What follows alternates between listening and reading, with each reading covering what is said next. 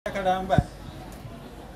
sigenda kwekwasa ng'enswenke nti lubalo w'ekirembezi koi ekyamazima mukwaba gwa kitaawo ogusanga ng'otereka ate nayimba n'enderuka ng'afunye ow'eddanzi mukimanyi bulungi nti awabeera amaaso ga Nawolovu ow'ekiwamba naye wakubira akanulo ng'akazza so nga munnange n'oli awoomerwa ennyo empande awali amakundi watera okweyuna ekyamazima ndi wa mukisa nnyo okubategeezaako mu bukadde kano nti nkyaliyo era amakulu biru gakyankubira enkyakaali entalya ntawongwa oba entakoona ku nkoko nsiru zikyangiginaliza ebyensuti era neeyagala okufaananako ekijolya oba ekijungute ekitanaba kutoola mu mbeeka bato nze musisi bosa Geoffrey Munnabusiro nkonge ya muvule n'antagwira kyeyakimu kiwoowo munyogwavu atalina mazzi talya ndisaaba kubanga ni mwana wabambejja omukenkufu mu lulimi lwa Ssaabasajja era Ssaabasonyiwa wa Lukaluwoomya musengeno nabulamu eno empomere nnyo ate nammwe ebawoomere nnyo okwetoloola ensi eno nze muwandiisi w'ekitabo Olulasangeye ekikutte nnyo oluziiziiri okwetoloola sengeno nabulamu era nga bannaffe aba HKS Tours and Travel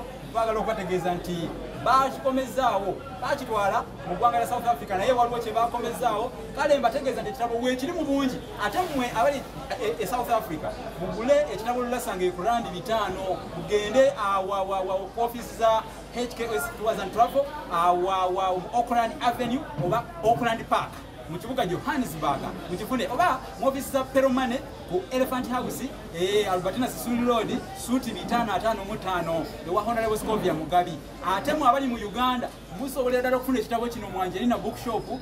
Bench Wanuka Street edduuka Eggi 89 ekitabo mukifuna bulungi kumpi ne Park ekadde Mall oba ku New Styles Bookshop awo wasimba emmotoka ezidda ku Lwentebe ekitabo Olulasangeye kyefunire naawe weeyagale okufaananako eyayita Sikaala Buddo ne Masaka mu Buddu ekitabo Olulasangeye gyekiri kiri ku Elgin Road oba Elgin Street kumpi ne Radio Buddu oba Tropical Bank okuyirana Metro Complex nze Munnabusiro wammwe ow'ensona lulimi ey'ekinini w'ensengejja nsimba amakuuli kale mpaawo kibulabuuza ngekuba erigenda mu ffumbiro